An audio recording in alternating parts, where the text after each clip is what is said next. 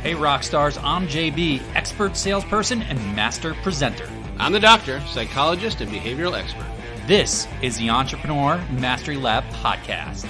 We're high-performance coaches that help service-based professionals and entrepreneurs take their skills to the next level. 70% of entrepreneurs fail, which is why every week we have real talk with real entrepreneurs to help ensure you are not one of them. We're also the inventors of the Be Rich mindset, where we rise to mastery, inspire greatness, celebrate knowledge, and help others along the way. So join us in the lab. And now, on to the show. Welcome back to the lab. I'm JB. I'm the doctor. Thank you for joining us again. If you have listened to us in the past and you're listening again, we appreciate you. We're thankful. Make sure you like, follow, and subscribe if you haven't already. We rely on you letting everybody else know how fantastic this podcast is. And if it is your first time listening, thank you for joining us. And it is a fantastic podcast. You're going to have a lot of fun today. I can promise you that. 3 weeks into the Deuce. That's it, man. And it's been a busy one, hasn't it? We have just been crushed with getting ourselves back on our feet to start off the new year for, gosh, all the plans we have in our lives and our business. It has been a busy start of the year for us. Yeah, I can't wait for the new year to start. I'll be really excited for 23. I'll have everything in place. He's done with this year already. That's going to be my year. I could see it now. Well, you know, it's a crazy thing because we always have the struggle of trying to compress as much as we can in a day. And I think we as entrepreneurs, as service-based professionals, it's really common for us to try to squeeze as much as we can. And you hear all these productivity gurus talking, oh my gosh, do more. And if you start down that rabbit hole, it can be tough. I mean, you can get overwhelmed easy and burnt out fast. As we're saying, ready for the next year. And it's good to pace yourself going into this. I think, if you've been in the Facebook group the last few weeks, we've talked a lot about resolutions and why they're not the greatest things to set because they don't really have a plan. That's why we see a lot of people fail. So we'll be excited to see in February when everyone starts all their new resolutions again, and then in March, and then in April. So hopefully they start setting some goals and strategies instead. Those stats are pretty wild. Within 2 weeks, 64% or something fail. Within 6 weeks, 80+% of people fail in their resolutions. Only 19% of people ever actually achieve their resolutions. I think that number is probably even high because most resolutions aren't simple. Yeah, but we talked about it in Facebook on the group. We talked about commitment versus goals and the difference there and why we believe the focus should be on commitment. Speaking of commitment, Doc, we've got something pretty fun and awesome coming up right down the road here. If you are like a lot of us and struggling with your time, what do we got, Doc? Well, I think that's right on to what we were just talking about too, of why people don't meet these things, right? Not having enough time in their day to get everything done. So we are relaunching our 2 Extra Time Challenge. Free. Yes. Favorite word. Everyone loves that word. And excited to start it off on January 24th, 2000 and deuce. Yeah, not 23, 22, right? Now we're using deuce for the rest of the year. It's sticking. If you listen to our last podcast with Daniel Blue, we coined that term and we are kicking it, and I am sticking to it. It's in all our emails, man. And it's pretty cool. It's a concentrated challenge this time around, Monday through Friday, 5-day challenge, 2 Extra Time. Our goal is to get back 2 hours a day. We talk a whole lot about how to manage our behavior, how to set our mindset, how to value our time and gain new perspective around time. And we really work through a lot of activities on how to do that and put actionable steps into place right now. And for a lot of people at the start of the year here, it's a pretty cool tool and in good timing to adopt some of this stuff. So pretty pumped about it. And it's free. That's right. And it's free. Never a bad thing. So, it's funny. And I'm really excited, Doc, because we got a great guest joining us today. I've been really excited to have her on board. We've got Monique Russell joining us from Clear Communication Solutions. And Monique has this absolutely incredible background, an amazingly vibrant personality, which I, of course, love. You remind me of myself. Thank you for that. Yikes. Monique, welcome to the show. Oh my God. You are hilarious. I am going to love our conversation today. Thank you for having me, JB and Doc. I'm really glad to be here. Well, thank you for joining us, especially because Monique just shared with us that she starts her year off totally different than almost anybody else I think you're going to talk to. And Monique, I want the audience to know all about you, but if you wouldn't mind, just kind of give us a little peek behind the curtain of how you start off your year, because it's unbelievable. So, like we were talking before, I typically start my new year in February. And this is the fourth year now that I'm doing Wow. this. So don't think like I've been doing this forever, okay? 4 I years is a long time. well, That's a lot of yes. trips around the sun. But it came about because I would find myself in that New Year's rush, in the madness of, oh my God, the New Year's coming. I got to get my goals right. I got to get things going. And I would find myself feeling anxious, especially if I felt like I wasn't set up right for the beginning of the year. And so I am pretty much an out of the box person. And so I decided that, you know what? I can choose my new year to start whenever I want my new year to start. And I need to make, put strategies in place that will help me to be my utmost best. So I decided that February would be the start of my new year. So December and January, I roll right on in, I ease right on in. I'm still a little bit in planning. I've already executed some things that I've done at the top of December. And then when people typically fall off with their New Year's goals and resolutions, and everyone's coming out the gate with all the noise, blasting social media 7 times a day, by the time they're done and tired, at the end of January, I'm just getting ready to get started gearing up. Slow and steady wins the race, right? Slow and steady wins the race. So it works for me. I love it. I absolutely love it. It is totally out of the box, but great idea. I mean, it always struck me as funny. You look at this past year and it's a great example. It's like, who came up with the idea of let's set New Year's resolutions? Let's set ourselves off with like a fresh page where we're gonna do all this stuff. And it's Sunday and you're hungover and you're exhausted and you're getting up at 11 a.m., which certainly not the case with me, actually, because anybody that listens to me knows that I'm up at like 5 a.m. every day. But for so many of us, it's just like an absurdity, right? The New Year's is crazy to try to do all this stuff. And we talked about this in Better Business Brewing just last month, at the end of the month, with Dr. P, Doc, right? And we talked about how it's just a day. It's like New Year's, it's just a day. So what's it matter? Like, why do we make such a big deal out of this? We've just been conditioned to do it properly. It's really interesting. So I'm off my soapbox for a second. People like fresh dates, round numbers, anything that sounds like a start. Even when they're thinking about it, even if it's not the beginning of the year, they always wait till Monday because it's the beginning of the week. They always want it to be the beginning of something. It's also a good part of the procrastination that gets to come in, because if they wait, then they can get everything that they didn't want to do through that before that date starts.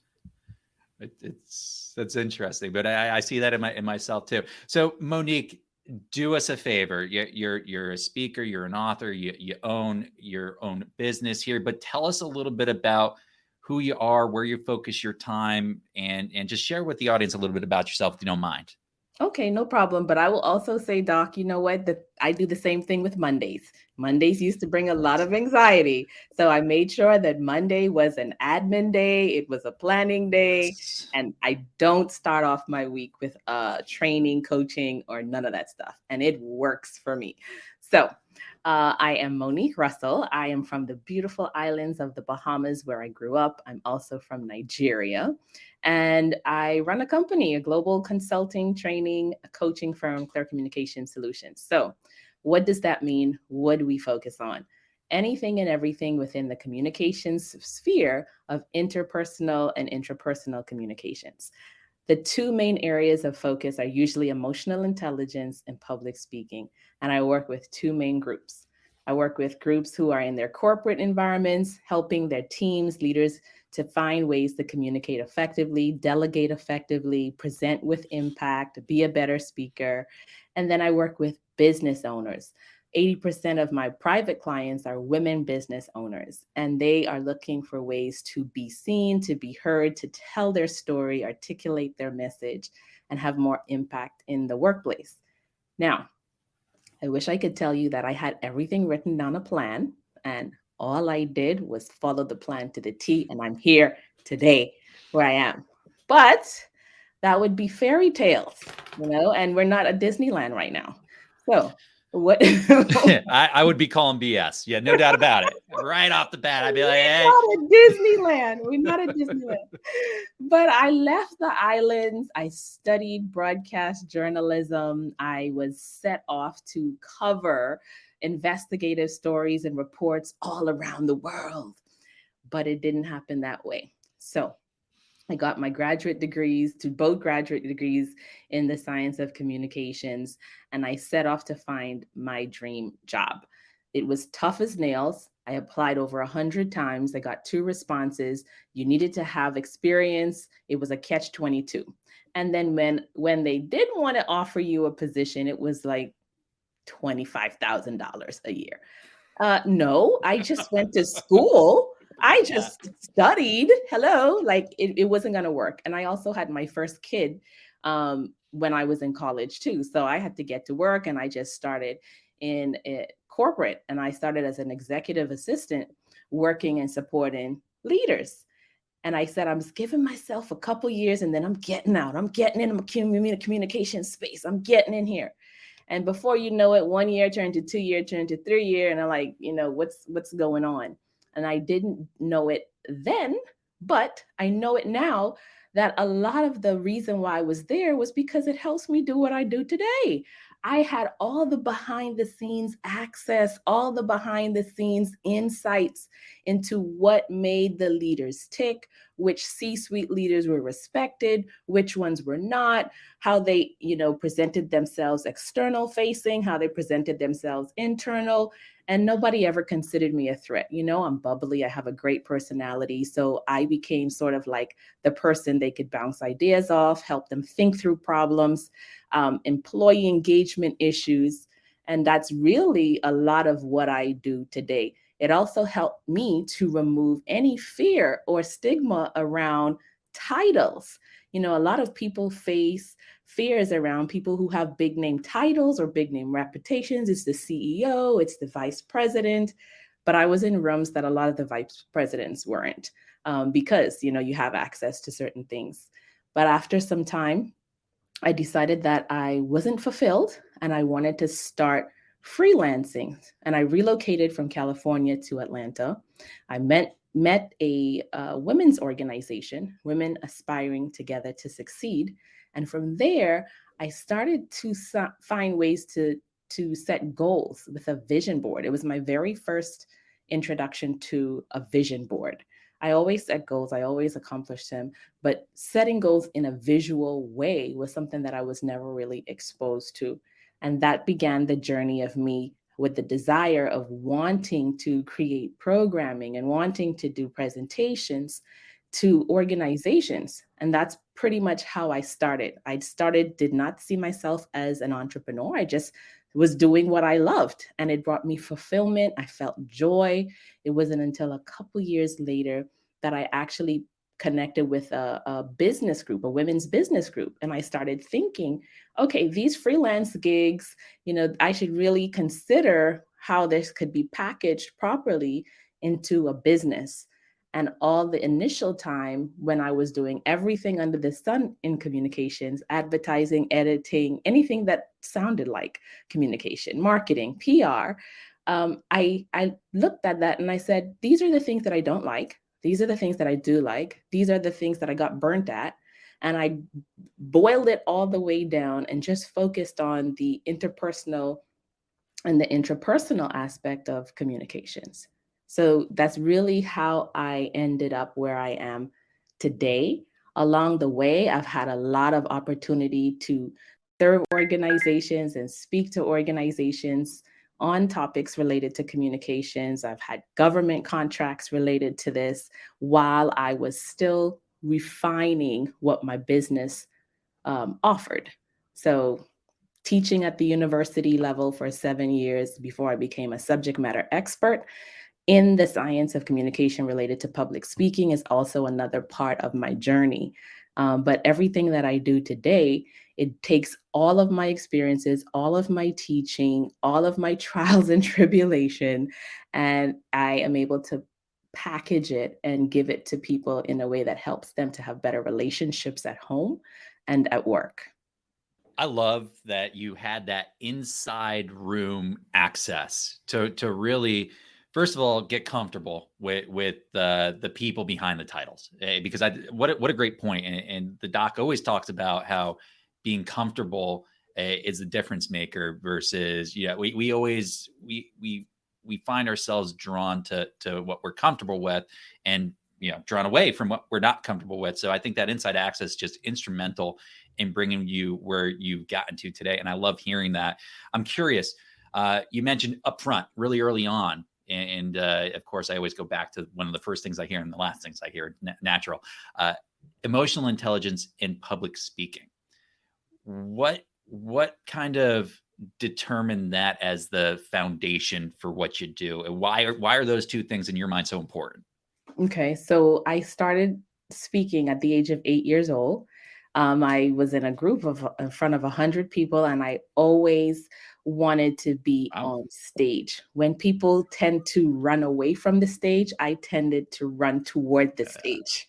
So performing arts, really getting out there, being a hostess and MC. Even when I was in elementary and high school, I represented on the UN national debate team. I was the school senator. So I was conditioned to be seen. I was conditioned to be heard, but it tapped into something that was innate and unique to me. That's the public speaking part. The emotional intelligence part, for a lot of my life, I didn't meet my biological dad until I was 8 years old. And through a lot of my life, I found myself in a space where I wanted to fit in. I wanted to belong. I wanted to connect. When I met my dad, I wasn't really aware and in tune of the culture. In fact, I was like, I don't want to be connected. And so, I tried to fit in. I tried to connect. When people would say, my personality was too much, I would turn it down. When I say it's not enough, I would turn it up. I was the ping pong of trying to connect. And what I realized later on during that time was that if you aren't able to really understand yourself and be connected and appreciate yourself, it's going to be difficult to connect with others because you're always going to be driven by what that external circumstance or situation is. After I've gone through my own journey of coaching, I looked at my exec leaders and I was like, okay, everybody around here getting executive coaches. I got to get my own coach. I just saw myself. They had a recognized C-suite title. I gave myself the C-suite title. So whatever they did, I did. I got my own coach. I got my own therapist. I learned more about myself. I recognized generational patterns in my family, realized why I was seeking to belong and to connect, looked at all of the things that I experienced, and I'm happy and blessed to be able to say that I have developed such a strong reserve within myself that when I make decisions intuitively, I feel like Superwoman. And I don't want any other kid or any woman or man who is seeking to connect and seeking to belong, because that's basically one of the deepest feelings we have as human beings. We want to connect and belong. I don't want anyone to ever have to go through this space of trying to change who they are in order to receive acceptance. So, emotional intelligence is that journey where I blend it into everything that I do. It's just a core part of my methodology. It's packaged as emotional intelligence, but it has elements of psychology, sociology, public speaking. You talk about time management, that's emotional intelligence as well, delegation. All of this it's packaged nicely so that we can get to know more about ourselves and then marry that with our technical expertise. I can give you public speaking tactics all day long. when I taught at the university, yeah, that was easy. You can talk about theoretical approaches, but when you start to marry the technical and tactical pieces with the self-confidence and the inner awareness, you begin to have transformation. You're not just learning for learning's sake, or you're not just gaining knowledge and getting that credential and getting that PhD or whatever have you. You begin to have a transformation, which is much more sustainable. So my journey is greatly influenced what I do today. That's awesome. I crack a joke because I'm a partner with the doc here who is a therapist, and so I joke that I always get free therapy. And it's you hear in partnerships, there's always somebody that gives more than the other, and I don't know that the doc realized that he was going to just be giving me free therapy sessions for the rest of his life when he signed on board with this. Man, You love didn't that. you didn't get the update for the new year, the rate increase. I'll make sure you get a copy of that. I'm still waiting to break him. I might have already. I'm not sure. You did hear him say he's ready for 23 already. So yeah. What are you doing, JB? What you doing? You can't be stressing the doc out, man. I know. I can't help it. It's so easy. That's right. That's what bourbon's for. Yeah. Yeah. Something you said, Monique, really stuck out to me. And I'm just such a firm believer in, because, we talk about sales a lot in our podcast and in our coaching. And one of the things I always say is it seems to me that I hear from people all the time, or I look at what people are asking about, and it's always the technical, right? Like what's the best technique for this, or what language can I change a little bit to be more successful? And it's not that stuff's not important. It is. You do need to learn how to implement technique. I totally believe that. It's just, to me, the technique is probably like the last 10 or 20% of something. And it's everything else that we focus on that gives us the success. And then that just makes us a little bit more successful statistically. So I kind of felt like I heard the same thing from you. It's like, hey, I can teach a technique. Anybody can teach technique. But what about all this underlying self-confidence? What about this belief in yourself, and so on and so forth? Who's focusing on that? And are we putting the energy into that? And you hit the nail on the head. And I understand why most people and places don't focus on the inner game. They focus on the outer game. I focus on both the inner and the outer, because the inner is hard. The inner requires deep work. And it's easier when you are in business to just really give those 7 steps to a better sales conversation, 12 ways to make your signature speech stand out. You have an easier path. It's much less stressful. And you have more results. The result is faster, because you can pretty much say, when you started working with me, you didn't have a signature speech. Now you're done. You have one. Easy. Bingo. But we also coach around the intangibles, which is that inner game. And that inner game is tough, because you could have that signature speech, you have your marketing assets, you have your nice photographs, but inside yourself, you're still scared. You're scared to put yourself out there. You don't know how to handle the rejection. What if somebody makes a negative comment about you online? What are you going to do? You're going to crawl back into hiding. If you haven't addressed any of those things, all you have is all the books on your shelf that you've read and taken notes and written all the tactics and stuff down. And then later on, you go back and you look at the tactics and you're like, I don't even remember what goes where. So you're absolutely right.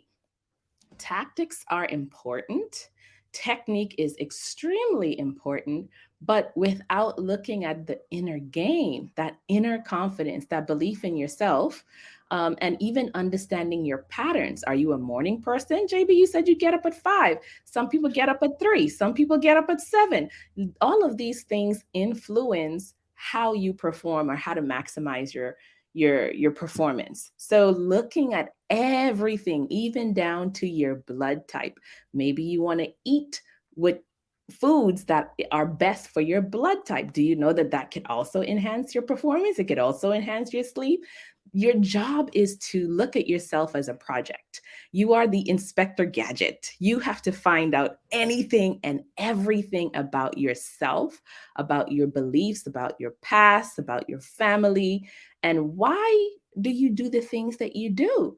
Then from that, you take your story, you package that with your technique, and you become unstoppable. So I am a firm believer of using both. I know it is not the easiest path, which is why I'm very intentional about just being selective about the people that I work with, because it requires a lot. Doc knows, he's a therapist. It requires a lot, and you have to be committed. You have to see yourself as a healer, someone who can help other people think through their thoughts, see new ways of looking at things, and condition themselves to see different perspectives. So it's important to have the end game, the end technique, but it's extremely essential to have the inner game as well, especially as entrepreneurs.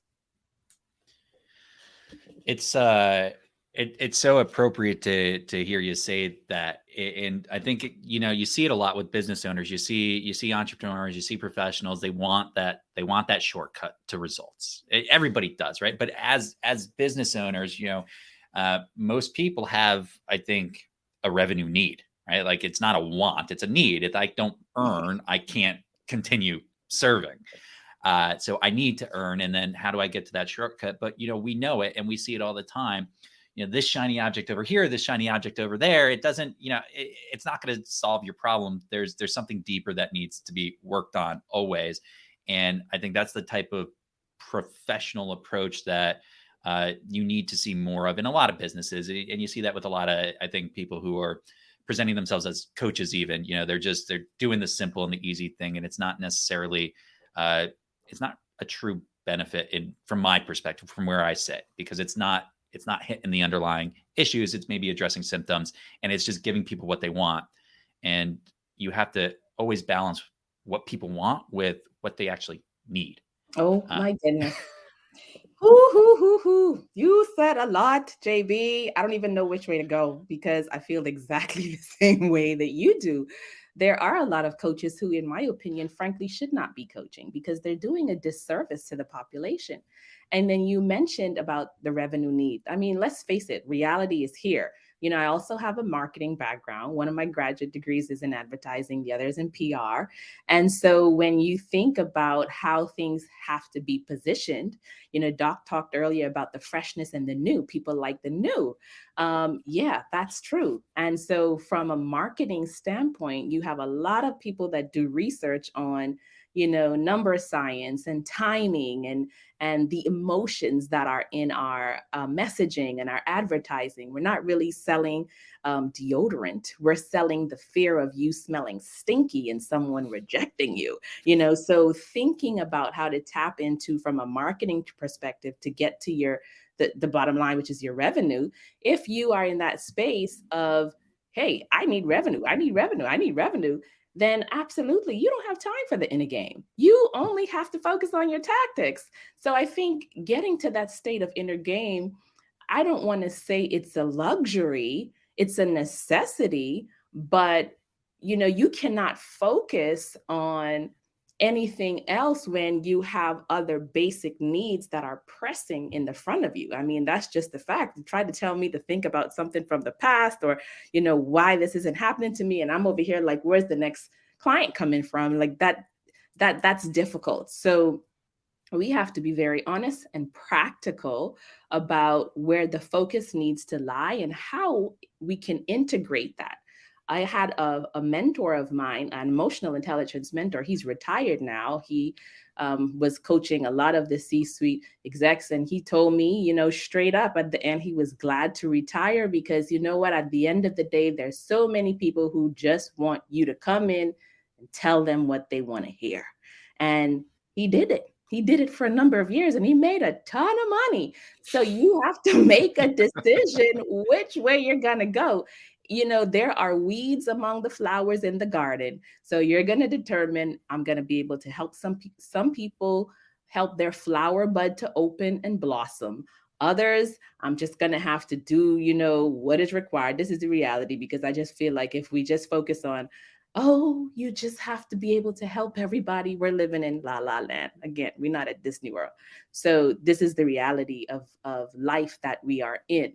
But if we get to help someone who's willing to be supported in that area and who's willing to go through our methodology that is a bit unique, who's willing to take a little bit of extra steps, everybody comes to it on their own, then we get to do a great service as an entrepreneur. That's my position.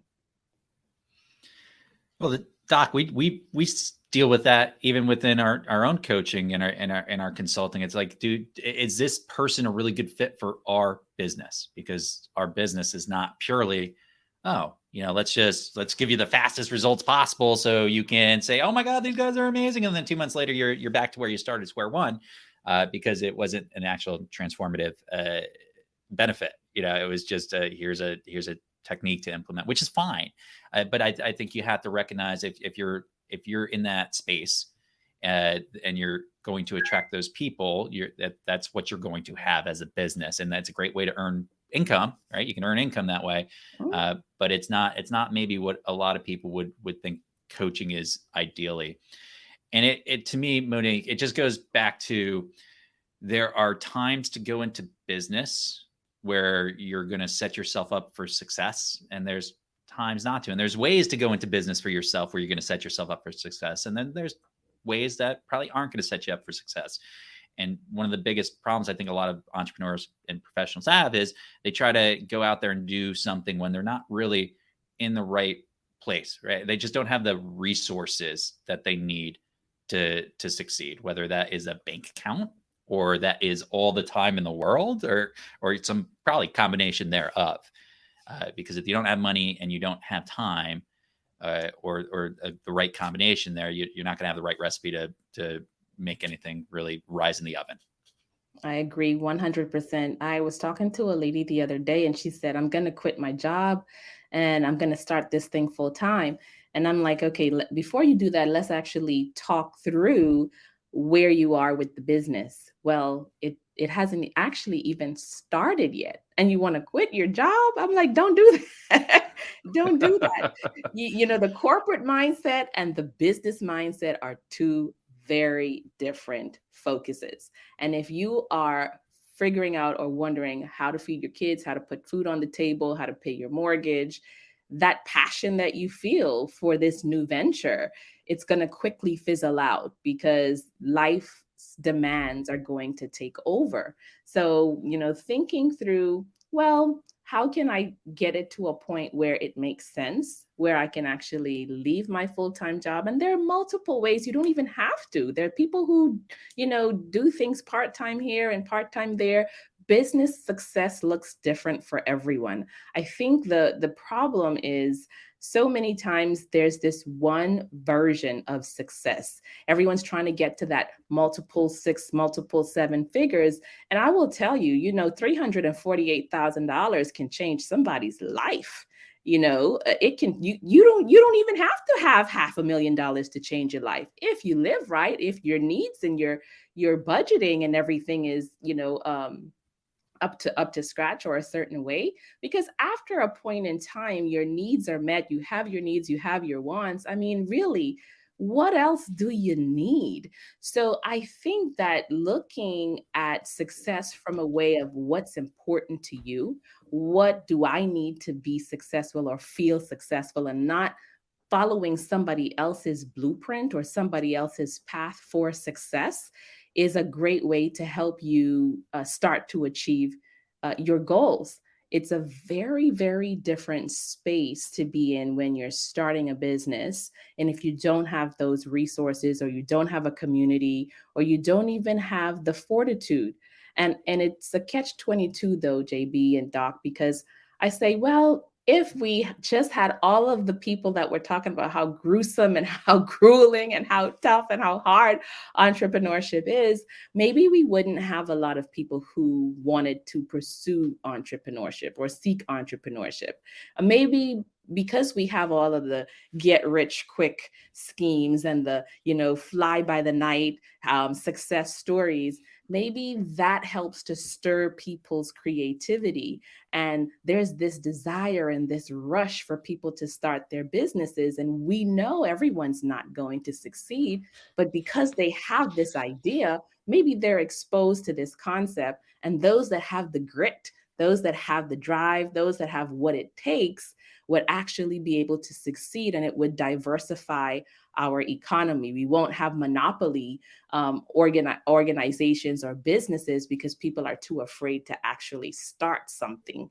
So I teeter totter on this, like, yeah, it's not the truth. They're not being honest. They're giving you 10 steps out of the 15 steps that they did to actually become successful.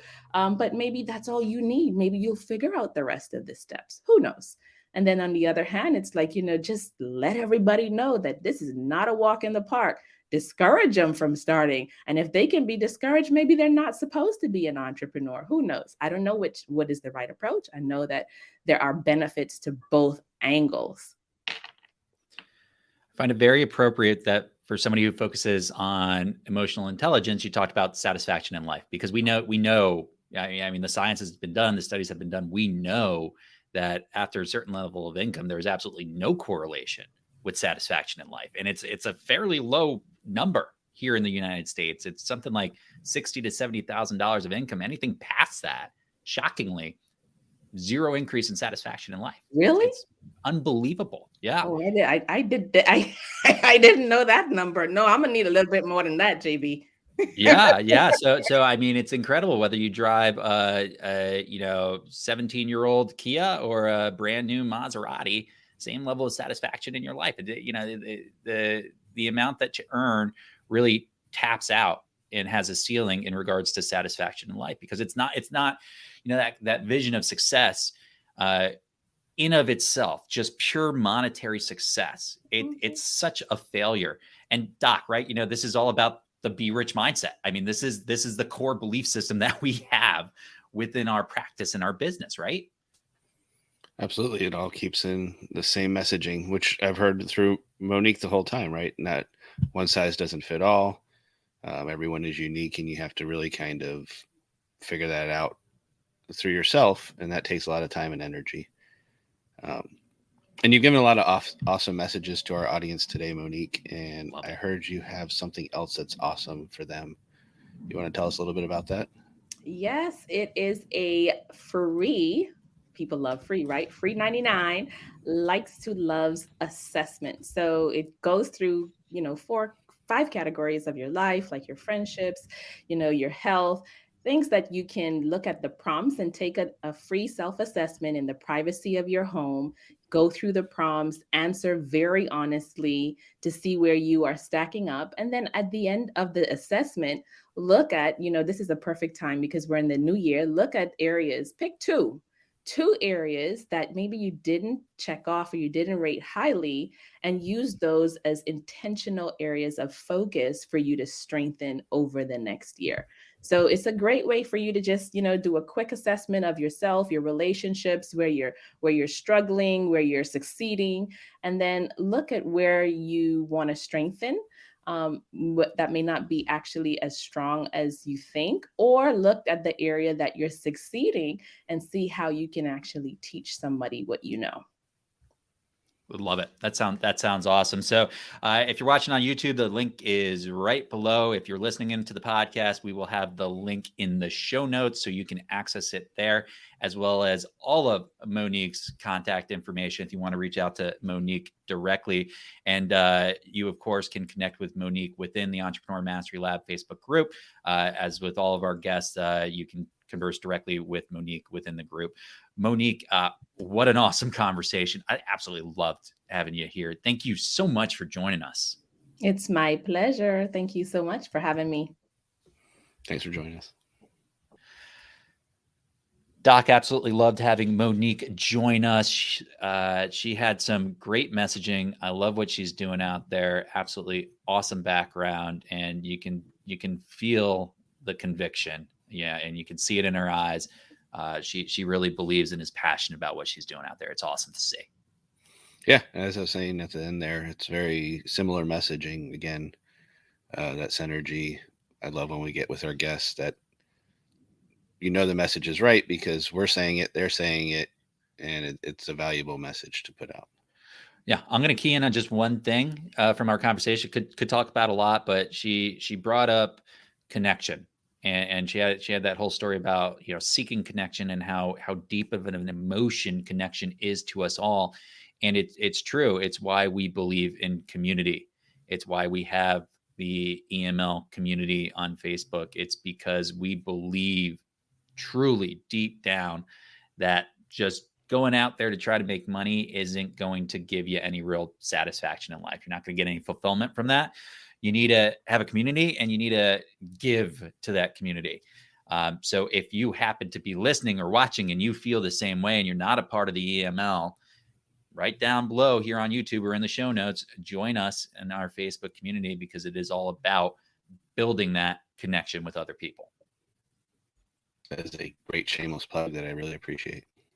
Speaking of shameless plugs, reminder, the 2 Extra Time Challenge starts next week. So sign up this week. You have to get in there. Click on some buttons. The links also will be down below. You sign up, have a little chat with us. We get you in the group, and then you 2 Extra Time. And that is just so lovely. Absolutely. All right, Doc, I think it's that time of the podcast. I will catch you later. To all our listeners, thank you so much for joining us on this episode of the Entrepreneur Mastery Lab podcast, and we'll see you and talk to you next week. And as always, you can always find us on all our social media at JB and the Doctor or at jbandthedoctor.com. See you next time. Peace out, yo.